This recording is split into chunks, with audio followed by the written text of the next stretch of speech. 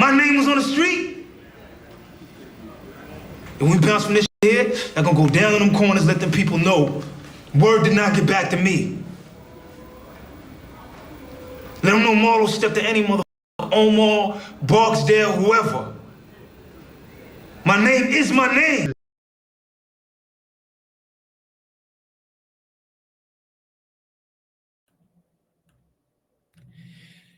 Jeffrey Epstein had multiple appointments, phone calls, and dinners with Michael Mankiel, the Miami U.S. Attorney's Office chief criminal prosecutor who spearheaded Epstein's sweetheart deal in 2007, newly released documents show.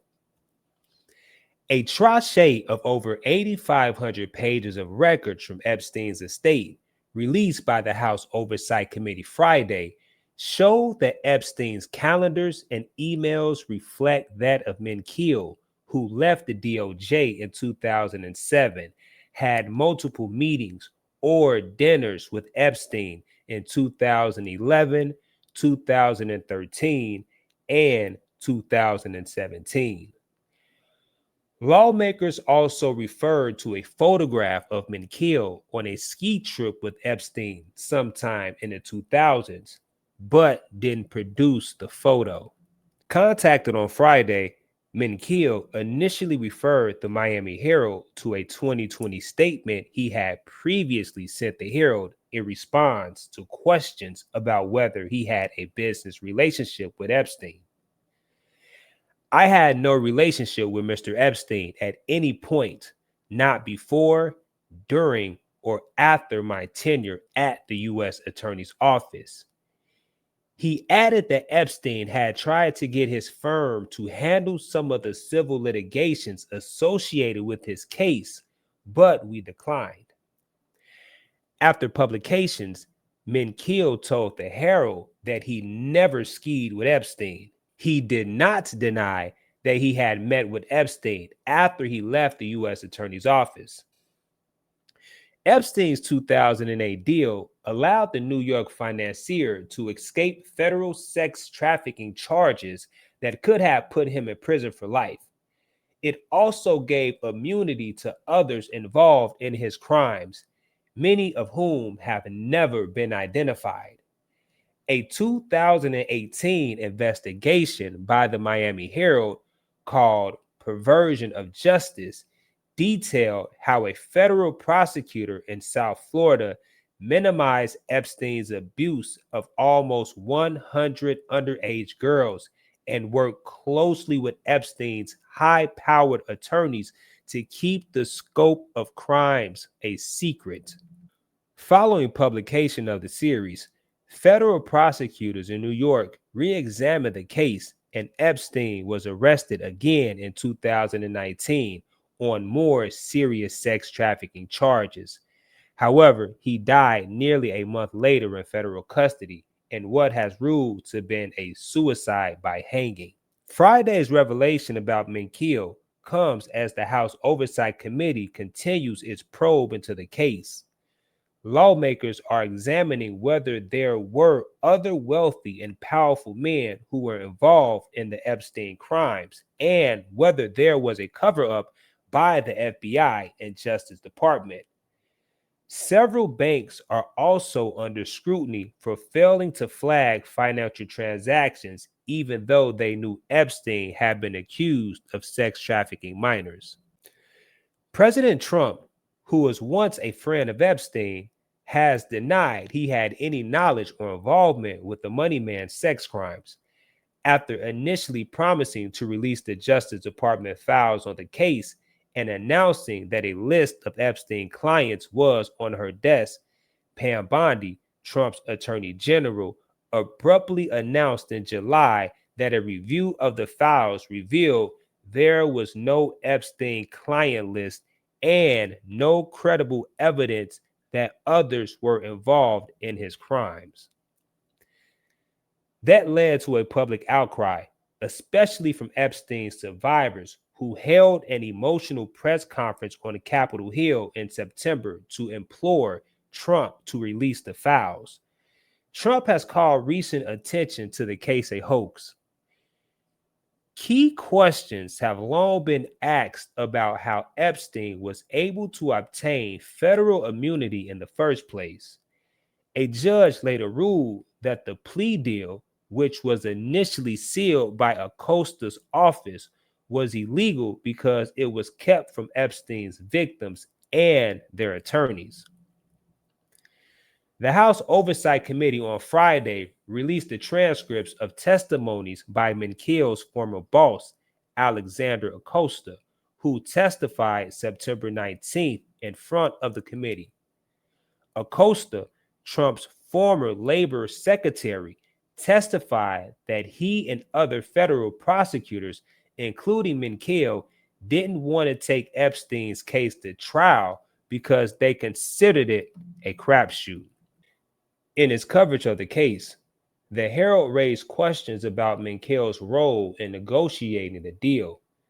Besides Acosta and Menkil, the case was overseen by prosecutors Jeffrey Sloman, Andrew Laurie, and Anne Marie Villafana. The Herald found that Villafana, the lead line prosecutor, drafted an 82-page prosecution memo directed to Acosta, his deputy Sloman, and Menkil, who was then head of the criminal division. In the memo, she proposed a 60-count indictment of Epstein on sex trafficking charges. A subsequent probe by the Justice Department's Office of Professional Responsibility later found that its child exploitation division in Washington reviewed Villafana's material, offered to work with her, and called the memo exhaustive and well done. Acosta would later tell federal investigators that he could not recall ever reading her memo and that he relied on Menkil and others to know the details of the case. Acosta testified that he never met Epstein or his accomplice Griselda Maxwell, who is now serving a 20-year sentence for child sex trafficking and abuse. In his comments before the committee, Acosta also reiterated that he trusted Menkil, who proposed the plea deal with Epstein's lawyer. An OPR report issued in 2020 described how Villafana became angry in July 2007 when Menkil explained to her in an email that he had offered the deal to Epstein's lawyer, Lily Sanchez, the only woman involved in Epstein's defense. Villafana felt it was an end run around her, the report said. The report also noted that Menkil had dated Sanchez, should have informed his bosses about it, and probably should have been recused from the case. Acosta was asked about Menkil at least 17 times during his testimony before the House Oversight Committee. He indicated that he had not been aware that Menkil had a prior romantic relationship with one of Epstein's lawyers and that Menkil should have told him so that they could have discussed whether that was a conflict of interest. Acosta was also questioned about a photograph that allegedly showed Menkil skiing in Aspen with Epstein sometime in the early 2000s. The committee failed to produce a photo when asked for more information by Acosta. Menkil left the attorney's office in 2007 before Epstein's deal was finalized to take a job with the international law firm Kober and Kim. His LinkedIn profile indicates he is still a lead trial attorney at the firm. Ultimately, Acosta approved Epstein's deal in 2008, despite evidence that Epstein had molested dozens of high school girls whom he lured to his Palm Beach home to give him massages. The massages were a pretense to molest the girls, who ranged in age from 13 to 17 years of age. Epstein pleaded guilty to 2 separate prostitution charges, one involving a minor and would serve only 13 months in county jail. Although he was forced to register as a sex offender, he was allowed to leave the jail each day and go to his office in West Palm Beach. Several women later filed lawsuits that claimed they were sexually abused by Epstein in his office while he was supposed to be supervised by the Palm Beach Sheriff's Office. Acosta testified that Epstein's defense tried to get Epstein off the hook entirely, but he told lawmakers that he believed Epstein's crimes warranted jail time and stood his ground. Still, he and the other prosecutors, including Villafana, all agreed that taking it to trial would risk him escaping jail altogether, he said. Part of the reason for this decision, Acosta said, was also reluctance of his underage victims to testify. Some refused to talk whatsoever, Acosta said of the victims. Others said he did nothing wrong, and that's the evidence you have, right? Still, public court records show that Palm Beach police and the FBI did gather other evidence, including phone records showing Epstein had contacted underage girls, physical evidence and photographs that the girls were in his home, and phone message pads showing countless messages left for him about girls being available for massages. Several victims also told the Herald that they were willing to cooperate with his prosecution. Many said they felt the prosecutors betrayed them. Acosta said he wasn't familiar with the corroborating evidence in the case and relied on the top prosecutor's recommendations. He explained to the committee that while the prosecutors believed a crime had been committed, he didn't think jurors would understand the nuance of the case. In other words, the jurors would think the victims were prostitutes. I want to be crystal clear, lest I be taken out of context or lest I be clipped on this.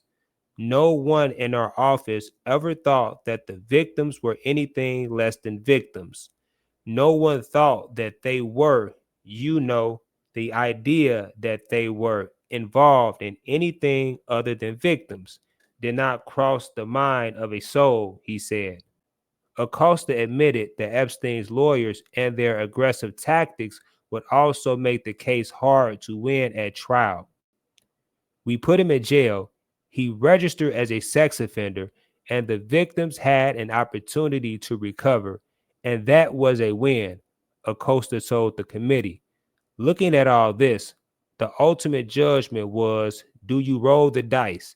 And if he gets away with it, you're sending a signal to the community that he can get away with it. Acosta was appointed by Trump as labor secretary in 2017. He resigned after Epstein's 2019 arrest because he said he felt the scandal would be a distraction for the Trump administration. Be the east side raised, be the east side crazy. So everybody know I need an east side lady.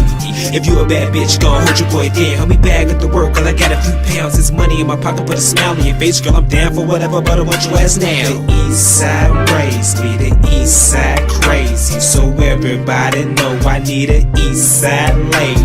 If you a bad bitch, gon' hold your boy down. Help me bag at the work, girl, I got a few pounds. It's money in my pocket, put a smile on your face. Girl, I'm down for whatever, but I want your ass now. Changed up the game, so I changed up my pimpin'. Now my pimp hands strong, and your friends say I'm trippin', but they don't know your mind so gone. Telling these hoes I'm doing you wrong. Wipe a nigga down, what the fuck is you on? You say I'm your king, baby, claim my throne. I ain't gon' lie, she hold a nigga down, so I trickle her some, show ass round town. Got it eating that Joe's with a fucking mind blown. Now I got a head spinning like a merry-go-round. Damn. Up, down, round, round, side to side. Baby girl sweet, but she far from shy. You wanna get on top, baby, take that ride. She fucking with your boy, cause I'm spitting that pimp talk. Yeah, baby girl, then say how pen walk. And if you ain't fucking with your boy, then get lost. Look, my mama big boss, money make a marathon. Catch me on the track, me 13 for the QP. Just ask me, y'all done worked all week. Now I need a bitch, you ain't gotta be thick, just be a little classy. The east side raised me.